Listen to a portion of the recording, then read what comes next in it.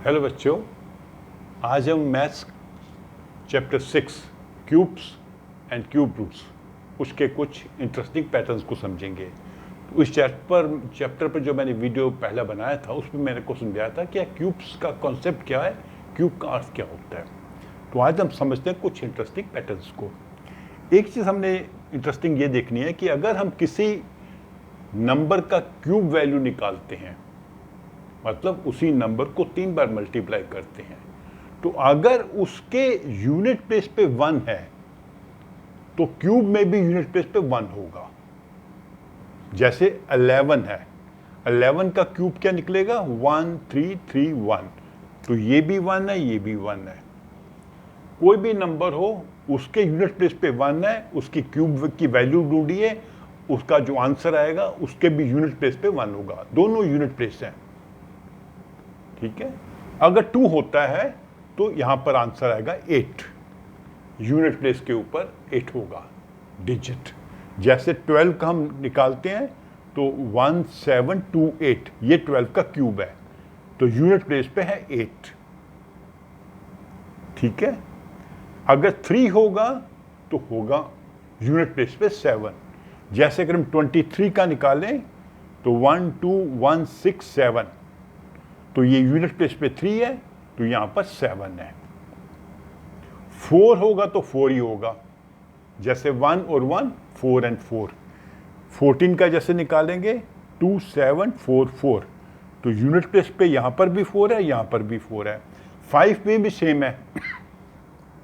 35 का निकाला 4 2 8 7 5, दोनों जगह 5 है। सॉरी, 6 होगा तो 6 ही आएगा।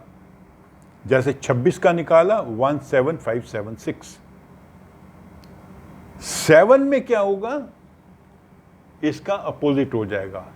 अगर यहां पर 7 है तो यूनिट प्लेस में 3 होगा। जैसे 17 का निकाला तो 4913। तो ये बड़ी इंटरेस्टिंग चीज है।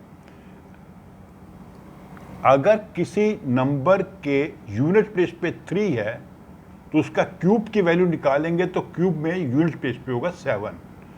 लेकिन जिस नंबर में यूनिट प्लेस पे 7 है उसका क्यूब निकालेंगे तो उसके यूनिट प्लेस पे होगा 3।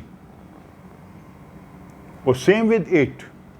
जैसे 18 का निकालते हैं हम तो 5832, तो यूनिट प्लेस पे 2 हुआ, जो इसका उल्टा है।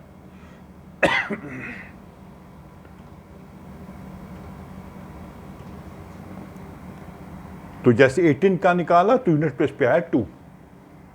यहां पर हमने 12 का निकाला था तो यूनिट प्लेस पे आया था 8। 9 है तो 9 होगा। जैसे 19 का निकाला तो 6859। तो ये चीज अगर थोड़ा सा आप याद कर लेंगे तो जब आप किसी नंबर का क्यूब निकाल रहे हैं तो आपको समझ आ जाएगा कि आंसर में यूनिट प्लेस पे कौन सा डिजिट होगा, ठीक है। ये अगर आपसे पूछा जाए, मान लीजिए क्वेश्चन पूछा जाए कि एक नंबर है 2 3 4, इसका अगर हम क्यूब निकालेंगे तो इसके यूनिट प्लेस पे कौन सा नंबर होगा। आपने क्यूब की वैल्यू नहीं निकालनी, सिंपली ये बताना है कि यूनिट प्लेस के ऊपर इसका क्यूब किया हमने, इसके यूनिट प्लेस पे कौन सा नंबर होगा, तो इसका होगा 4।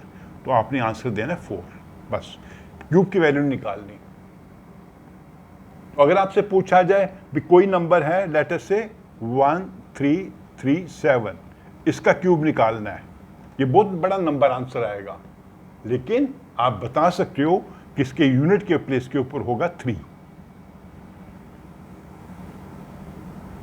तो ये चीजें याद करने से आप थोड़ा अनुमान लगा सकते हो कि अगर हम किसी नंबर का क्यूब निकाल रहे हैं तो उस क्यूब की वैल्यू में यूनिट प्लेस के ऊपर कौन सा डिजिट होगा। ओके, तो ये पहला पैटर्न था जो हमने समझना था। अब दूसरे पैटर्न पे आते हैं।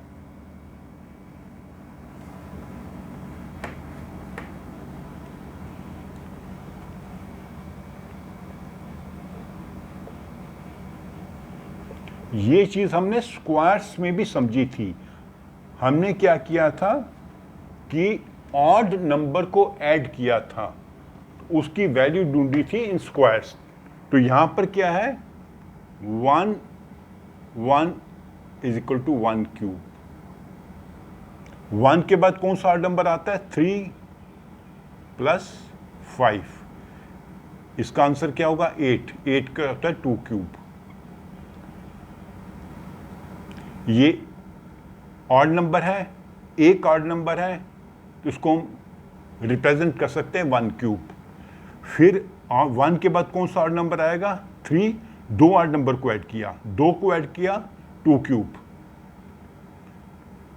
5 के बाद क्या आएगा 7 + 9 + 11। ये 3 नंबर हैं 1 2 3, तो इसका आंसर होना चाहिए 3 क्यूब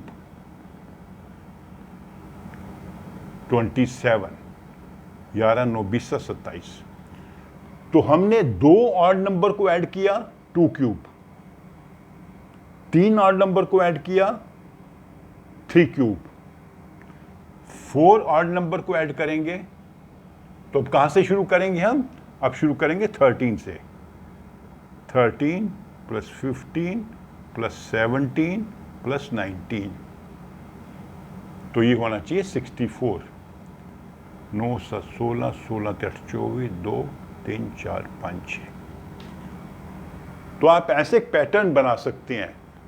1 क्यूब क्या मतलब 1, 2 क्यूब का मतलब 2 ऑड नंबर को ऐड करना। कहां से? 2 के बाद कौन सा आएगा 3, 3 और 5। फिर 3 क्यूब के बाद 7 9 11। 4 क्यूब के लिए 13 15 17 19।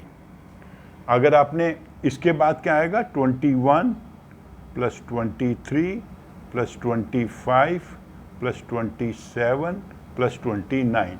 5 ऑड नंबर्स को ऐड किया हमने स्टार्टिंग फ्रॉम 21, तो 5 क्यूब 125। आप इसको चेक भी कर सकते हैं, 125 होगा। 9 7 16 5 21 24 25 2 2 4 2 6 2 8 2 10 2 12। तो ये एक पैटर्न है जिसको आप समझ सकते हैं। ठीक है। स्क्वायर्स में क्या था, हमेशा ऑड नंबर को ऐड करना था स्टार्टिंग फ्रॉम 1, लेकिन यहां पर ऐसा नहीं है।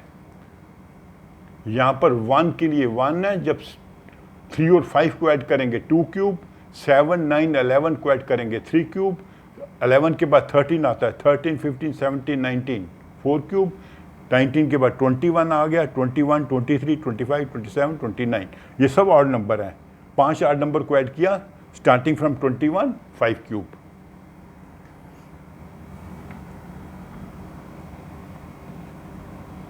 ठीक है। तो ये सेकंड पैटर्न था ऑड नंबर को ऐड करना।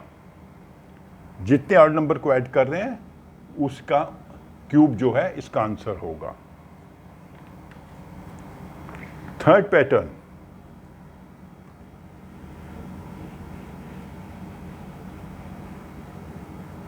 ये 3 पैटर्न इसमें समझ लेते हैं। जैसे हमने 2 cube - 1 cube, 2 successive cube numbers का हमने क्यूब को माइनस करना है, तो इसकी वैल्यू क्या बनती है आपको मालूम है? ये क्या होता है 2 दूनी 4 दूनी 8 -1 7। इसको कैसे रिप्रेजेंट करेंगे 1 + 2 × 1 × 3। क्या मतलब, एक में हमने क्या ऐड करना है 2 × 1 × 3। इन दोनों डिजिट्स को मल्टीप्लाई करके 3 से मल्टीप्लाई करना है। 2 को 1 से मल्टीप्लाई किया, फिर 3 से मल्टीप्लाई किया, ये जो आंसर है इसमें 1 ऐड कर दिया। ये एक्चुअली आप ऐसे भी लिख सकते हैं 2 × 1 × 3। अभी 3 क्यूब में से 2 क्यूब माइनस करना है, तो ये क्या बनेगा 1 + 3 × 2 × 3। 3 × 2 × 3 में 1 ऐड कर देना है, तो ये कितना होता है 3 3 9 दूनी 18 18 1 19। तो ये क्या होगा 3 3 9 27 -2 3 8 19 8 27। 4 क्यूब - 3 क्यूब क्या होगा 1 1 तो फॉर्मूला का जैसे हो गया। 4 × 3 4 × 3 × 3, तो इसमें 1 और 3 जो है कॉमन है हर एक में। 1 और 3 1 और 3। तो हमने क्या करना है, इन दोनों को मल्टीप्लाई कर देना है, उसको फिर 3 से मल्टीप्लाई कर देना, उसमें 1 ऐड कर देना है, तो ये इसका आंसर होगा। ठीक है, ये कितना होता है, 4 चुके 16, 16 चुके 64 माइनस 9 53,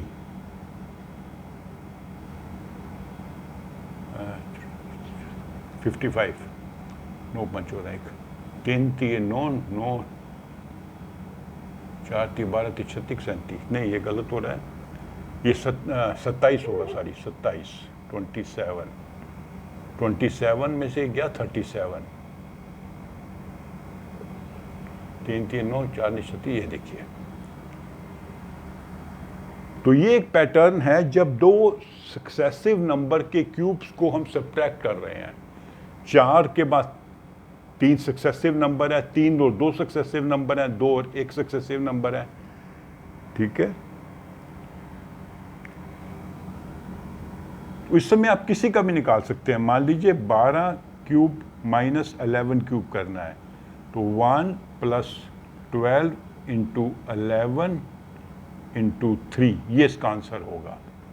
12 को 11 से मल्टीप्लाई किया, उसको 3 से मल्टीप्लाई किया, 1 ऐड कर दिया। ठीक है, ये इसका आंसर होगा। तो इसको कैलकुलेट करके देख लेते हैं क्या वैल्यू होगी इसकी। 12 इंटू 11 इंटू 3, ये हो जाएगा 1 प्लस 396 इज इक्वल टू 397। तो इसकी वैल्यू निकलेगी 397।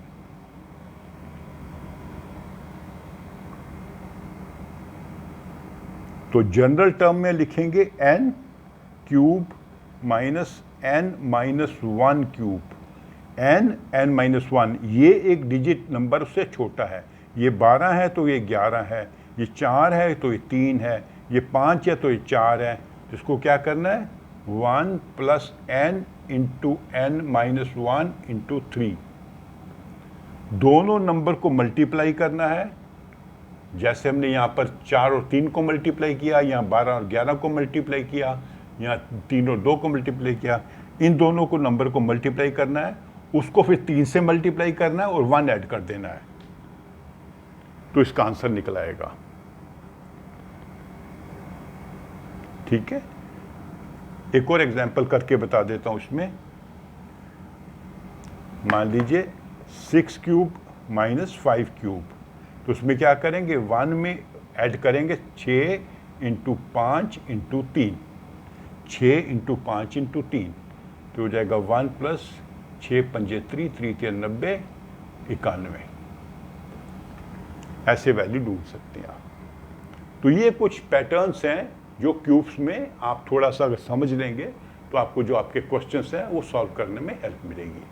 ठीक है, तो अब इसके बाद में हम जाएंगे cubes and their prime factors. Okay, तो मेरे इस वीडियो को आप लाइक करो, अपने फ्रेंड्स के साथ शेयर करो और मेरे चैनल को सब्सक्राइब भी करो। Thank you.